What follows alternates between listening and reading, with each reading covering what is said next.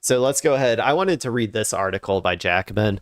I don't know if people are super aware of Jacobin, but it's like I think they consider themselves like a general like working class uh their main thing is being like a working class sort of like publication, generally speaking. So yeah, let's go ahead and read this.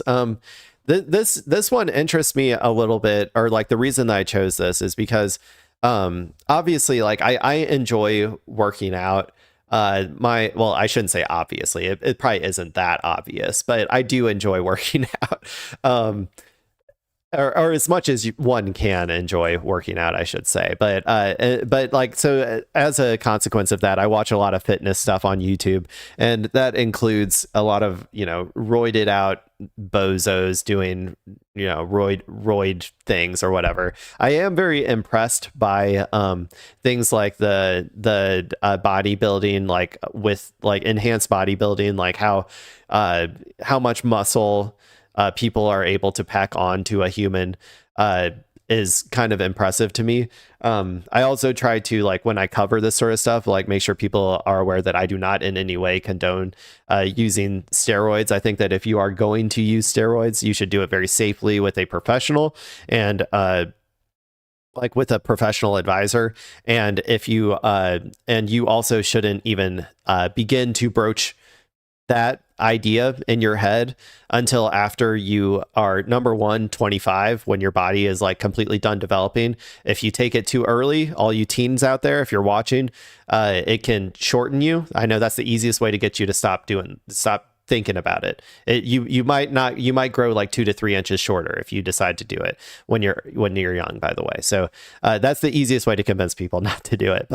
But also it can fuck up your hormones like forever if you don't wait until you're older. But then also what was I gonna say? Wait until you're 25 and and wait until you are you have come close to your peak natural physique, like as close as you can to your genetic ceiling. I'd say after at least 5 to 10 years of training, of dedicated training, then you like you can, if you make your decision, you make your decision. That's up to you. I'm just trying to give people my recommendation because I do not think it's a good idea for longevity or like for your actual health. It's you might potentially get more clicks on YouTube or something, but also for every person who is enhanced who makes it, quote unquote, on TikTok or YouTube or whatever, there's 1,000 who don't. So that's another thing to consider. And if you're not able to get anywhere near your genetic potential as a natural athlete or whatever, or bodybuilder, there's no way that you're going to have the dedication to do it under steroids as well. So, or like with the use of steroids. So anyway, that's my big long-winded caveat at the beginning of this article, because we're going to talk about the enhanced games, aka the what's it called? The Olympics, but if everybody was roided the fuck out. That's how I would describe the enhanced games. So let's learn a little bit about the enhanced games. It says here, the title is "The Enhanced Games Are a Scam on Steroids," which is a great title. No notes, perfect title. I kind of, like, to some extent would assume, I think based on, I've heard like there's been sketchy people who are involved in terms of like overseeing this and stuff. So it doesn't necessarily surprise me that it is a scam, but let's learn about it. I also don't know if I don't know if I have an opinion, yes or no, on whether the enhanced games should be a thing or not either. I don't like normalizing steroids in pop culture too much. And so for that reason, I don't necessarily like it. However, I also, I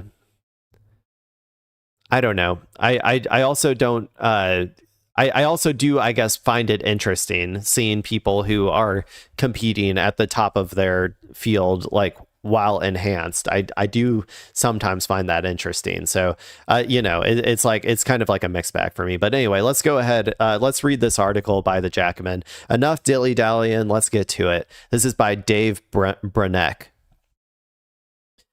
The enhanced games allow athletes to dope in order to beat records in sprinting and swimming. It's a perfect metaphor for the self-improvement industry, hurting your body and soul in order to chase a hollow idea of success. The sporting establishments I'm reading this side under this image. The sporting establishment's backlash to the billionaire-backed enhanced games hasn't prevented organizers from luring a number of former Olympic medalists, including swimmer Cody Miller, pictured above, Adam Preddy / Getty Images. Okay. Right off the bat, I'm going to say real quick, there's an interesting dynamic here where nobody seems to give a shit about, I'll keep reading, then I'll get into it. I front load this too much. Okay. A new epoch of sports, and we are told of human achievement, is upon us. The enhanced games and athletic competition that organizers promise will push the boundaries of human performance kicks off in Las Vegas this Sunday. This Sunday? Oh, okay. I didn't know it was coming up this soon. The game's path to redefine sports is simple. Give athletes a bunch of performance-enhancing drugs instead of burdening them with pesky, intrusive restrictions. Australian entrepreneur and enhanced games founder Aaron D'Souza, that name sounds very familiar. I can't remember what all he's been involved in, though, argued that when Usain Bolt's 100-meter dash record is inevitably broken in Vegas, it will be a watershed moment to show that enhanced humans are better than ordinary humans. I wouldn't put your money on this. Whether, you could argue, I don't know how great the testing is when it comes to the world records and stuff of whether they're natty or not. A lot of tests are easily you're easily able to trick them. It's not a science, it's like an art, but you are able to trick test a lot. And so whether Usain Bolt's 100-meter dash record was already enhanced or not, I don't know. However, I think that people will probably underestimate, if you're just getting third-rate athletes and throwing them on steroids and expecting them to beat records of peak performance, real athletes, the best of the best at the top of their game, even if they're not natty, or at least not as natty as these people are, more natty than these people. I think the primetime athletes are going to win every step of the way. So I wouldn't necessarily put your money on them actually breaking any records here.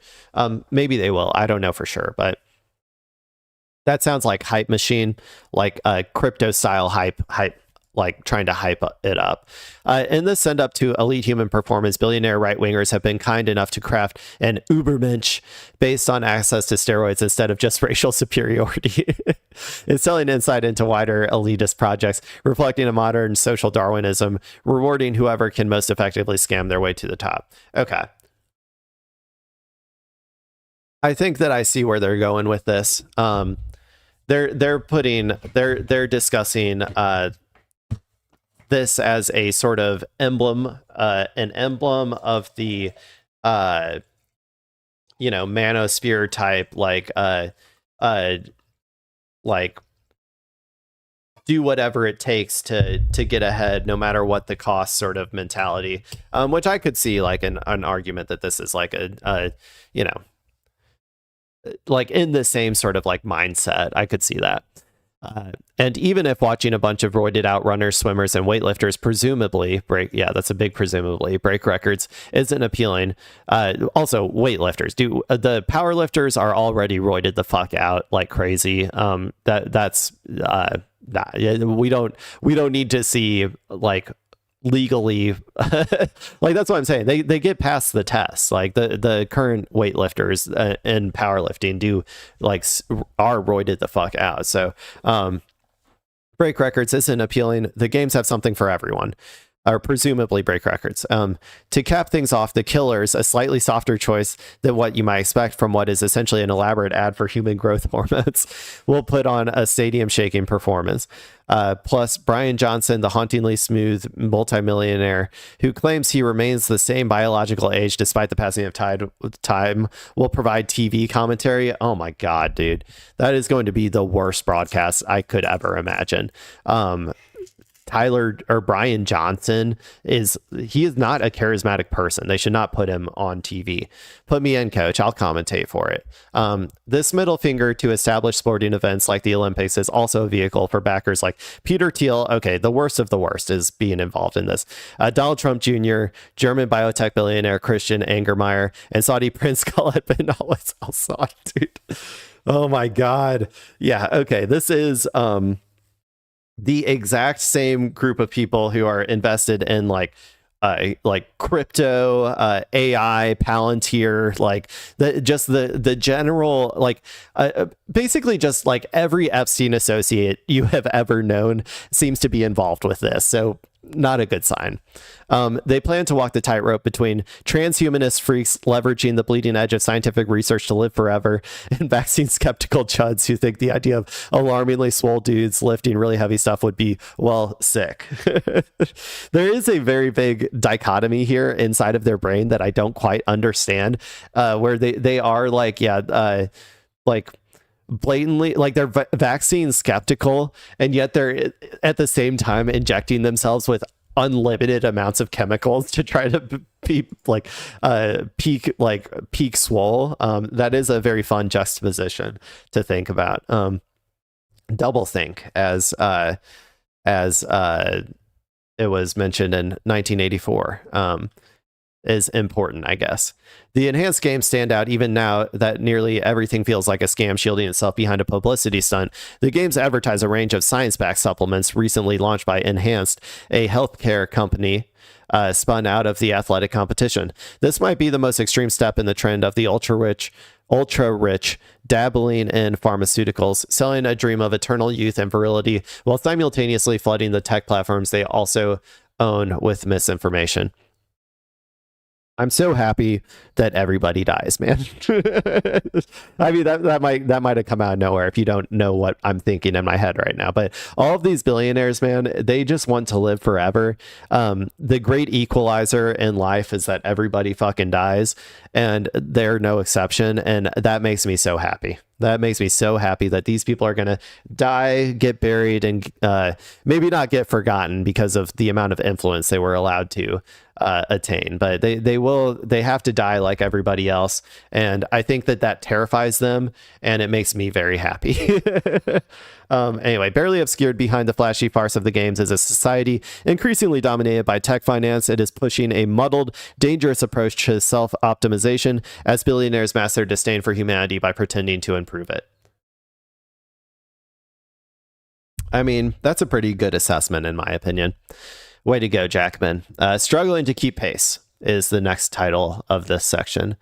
The sporting world's reaction to the games has been unsurprisingly negative. Anne Mears, Australian medalist in cycling at 4 Summer Olympics and delegation head at Paris 2024, called the games a joke, unfair, and unsafe. Definitely is. There will be so many injuries at this thing. Maybe not like in this particular instance, but over time, if they keep doing this, the average injury rate is going to be incredibly high. The International Olympic Committee Athletes Commission called the event a betrayal of everything we stand for, arguing that the games undermine the integrity of sport and the responsibility athletes hold as role models in society. The sporting establishment's backlash hasn't stopped organizers from luring a number of former Olympic medalists, including British silver medalist swimmer.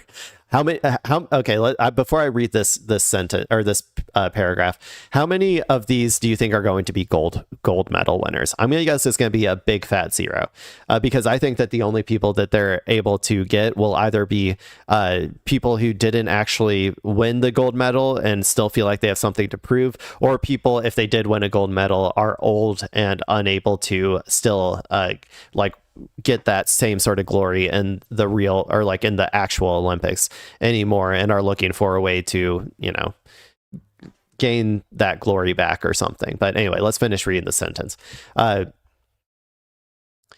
So, okay, we are at including British silver medalist swimmer Ben Proud, American former Olympic record holder swimmer Cody Miller. So, okay, one record holding swimmer, and American medal winning sprinter Fred Curley. I don't know what medal, but while the threat of being banned from existing top level competitions like the Olympics and World Championships over doping will ward off many potential competitors. Man, why does it keep moving around on me?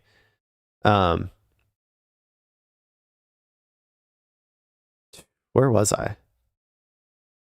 While the threat of being banned from existing top-level competitions like the Olympics and World Championships over doping will ward off many potential competitors, the Games have attracted aging stars and those on the periphery of Olympic glory. Exactly what I just said. Hunter Armstrong, a two-time Olympic gold medalist still in his prime, is partaking without using performance-enhancing drugs and hoping to continue his Olympic career forward in a test case for regulatory agencies like World Aquatics. Okay. I wonder if they can get that like Riley Gaines girl or whatever to come hop on roids and get over here. If you can't beat them, right? If you can't beat the trans people, then go ahead and do some TRT yourself. That's what I say. Okay, let's see. Why risk slamming the door on the most vaunted competitions to join in an upstart alternative in the blazing Vegas sun? Money. Organizers have freed up $25 million in total prize money for the 50 participating athletes, including $1 million. That is sketch, dude. $25 million. Where's that money coming from? Including $1 million bonuses for any record breakers in the 100-meter sprint or 50-meter freestyle. That's just for publicity. Or like they're going, like they want to give that money away and have someone beat a record just so that they can say it happened at their event. While the athletes are undoubtedly dedicated to pushing the envelope of human accomplishment, millions in prize money probably doesn't hurt. A wellness scam. Though Enhanced presents both the games and its healthcare line with a glossy cutting-edge sheen, it's also attempting to leverage interest in a market open to the crude masculinity unleashed by embracing performance-enhancing drugs. A 2-hour promo session on Joe Rogan's podcast won over the sharpest mind in the manosphere, with the host raving, "This all very exciting. I love the idea." I assume that's a typo. I assume they mean to say this is all very exciting. However, I also wouldn't put it past Rogan to have on somebody like who is incapable of like speaking the English language at a level other than caveman. So it might just be that he actually said that. So I'm going to read it as it says. I don't know if it's a typo or not. This all very exciting. I love idea of it. I love potential. I took out a few of the other participles or whatever just to really hammer it home there. Organizers are attempting to thread the needle between longevity obsessed science and the skeptical wing of the Make America Healthy Again movement. The open contradiction that the healthcare rabbit hole writes gruff rejection of modernity happens to be founded and platformed by some of the richest people on the planet hasn't slowed anything down. As with much on the political right, real issues plaguing the corporate-dominated healthcare systems have been met with hyper-individualistic consumerist responses that create more troubles than it solves. Very true. Very true. Let's see. You're concerned about the healthcare industry's overweening influence, so chug unpasteurized milk and eat heaping bowls of meat, resembling what you'd feed your beloved dog before putting it down. The capitalist self-optimization pushed online through any number of wellness rackets all too often degrades into physically or mentally destructive behavior. 100%. I mean, this is all just true. This is just facts. Like individualizing our health, like the ideas of our healthcare and stuff is a core component of like the propaganda that is being pushed by the like healthcare industry. AKA they're trying to say like you can't fix this as a collective. You can't fix this by organizing. The only thing you can do is look after yourself and make individual changes on yourself. So the Maha movement, it's all just, backed entirely by the healthcare industry. You can tell that the healthcare industry is not concerned at all by Maha, because they don't spend any money writing a bunch of articles about like how they're against it, or like how they're like the Jacobin is not, by the way, a like mainstream publication, but yeah, it's mostly like they're not truly scared of it because they're not spending a bunch of money to try to like get RFK fired or something. What they're much more scared of is people who are trying to push for like Medicare for all and stuff. But the games aren't just a reflection of the political right's oft contradictory positions on human health and self-betterment. As usual, it's all about selling snake oil. Why not both? In this case, the range of peptides, testosterone, and other supplements designed to support longevity and strength. Spending often to an online pharmacy for people obsessed with living forever has proven lucrative, with Enhanced recently valued at $1.2 billion. While selling peptides may seem like cynically hopping on a trend to hawk largely understudied health wares to people tricked by their algorithm, $189 for a month's worth of injectable peptides supporting sleep recovery and energy is a total steal, considering it includes an online consultation with a licensed doctor. It certainly seems a fair enough price when immortality-chasing Brian Johnson is selling $40 bottles of olive oil that are literally called snake oil. Interesting. Okay. Is this the last section? Two more sections. A billionaire's idea of fair competition. While organizers argue performance-enhancing drugs will let athletes unleash their true human potential, it also removes sports' veneer of fairness and equality and respectability. This was what I was going to mention earlier. For all of the people who are so who get so in their feels about trans people participating in sports, right?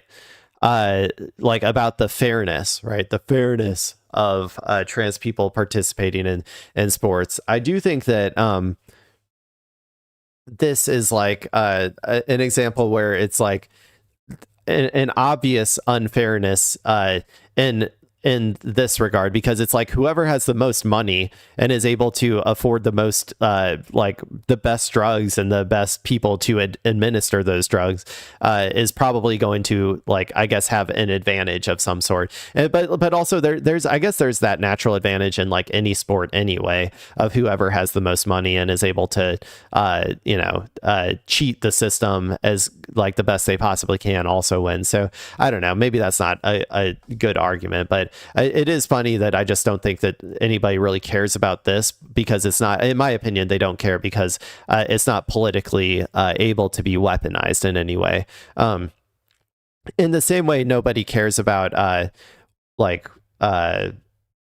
trans men really like participating in sports or anything. It can't really be weaponized in the same way, I guess. But anyway, in a world where everyone visibly rips one another off and cheats at every opportunity, doing it as brazenly as possible as opposed to trying to hide it has become the point. And for an ultra rich set like Peter Thiel, who famously argued that competition is for losers, it's no small wonder that whoever can amass the most cash or consume the most growth hormones deserves to be crowned greatest. Yeah, I mean, I guess I could see that. Just as Maha has arisen out of a bastardized response to real issues plaguing the healthcare industry, there are plenty of actual problems in the sporting world. Colossal sporting organizations like the IOC or FIFA largely exist to squeeze as much as possible out of beloved sporting events. Yeah, the classic capital, like I've talked about this before as well, but like capitalism corrupts the sport inherently. In my opinion, these organizations like individual football clubs or whatever, they shouldn't be for-profit ventures, because in my opinion, it's not good for the sport if it is going. But I'm not like a sports guy, really. I don't watch a whole lot of sports, so I guess it's not really like I don't have like the most invested in it to be able to make these arguments. But my personal opinion is that it does corrupt the sports to have such a huge profit incentive at the top of them. Actually, competing at the top level is a serious financial burden for athletes, many of whom are household names for a couple of weeks during the Olympics and return to obscurity and financial precarity for the rest of the year. This too makes enhanced overflowing peptide purse more attractive.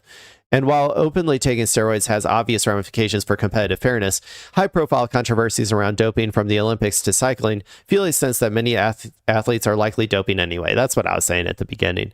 It's even been confirmed by anti-doping authorities. Meanwhile, massive advances in sports science and equipment technology have blurred the line between individual greatness and the right kind of enhancements. Instead of trying to level the playing field, a libertarian approach to regulation only intensifies existing disparities.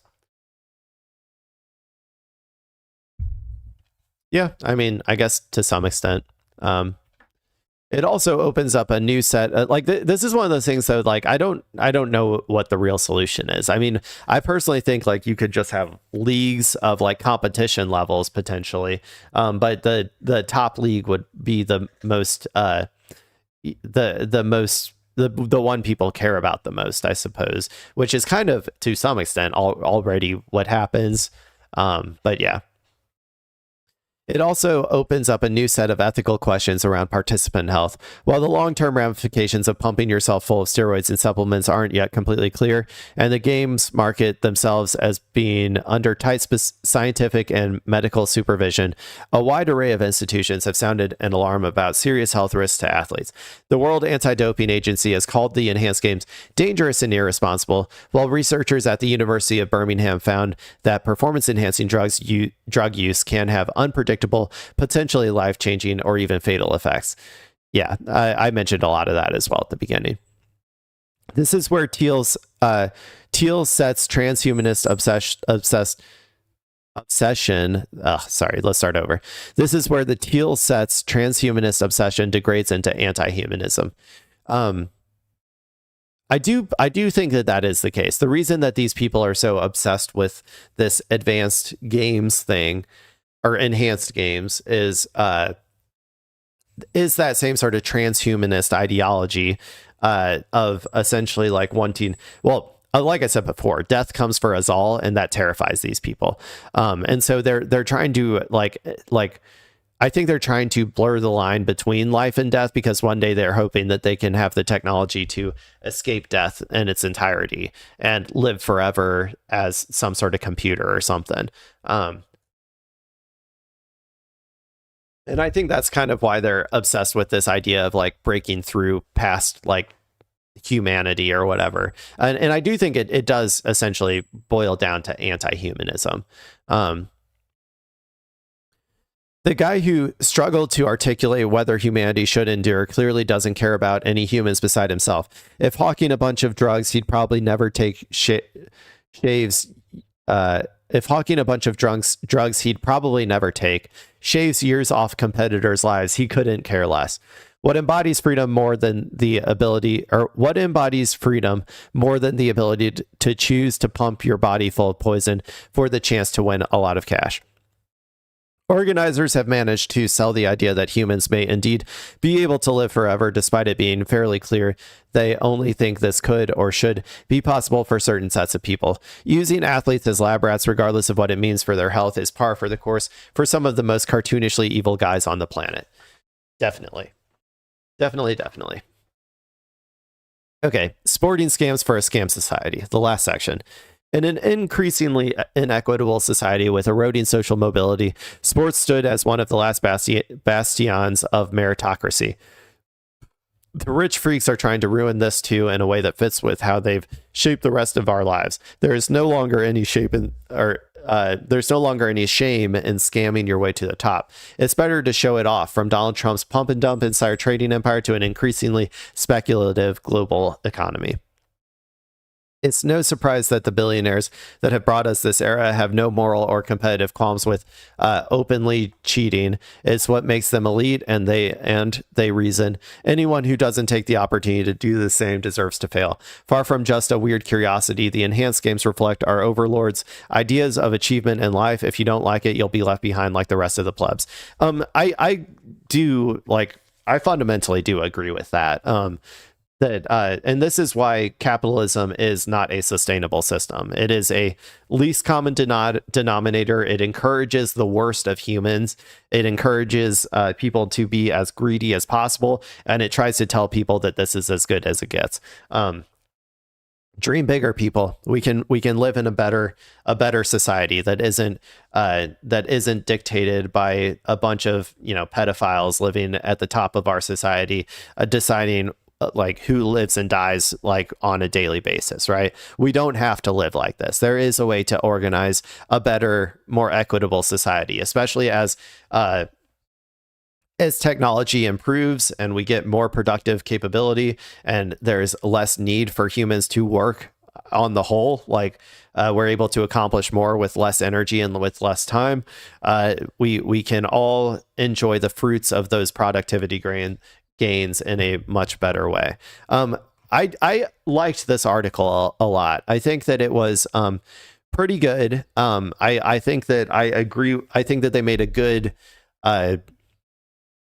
they brought together two things that are happening: the enhanced games just on its own, and the modern societal trends of our Epstein pedophiles, like all wanting to graduate from humanity, essentially, or whatever, and essentially tried to become immortal in some way, shape, or form. And I think they did a good job of making that comparison. I enjoyed that article.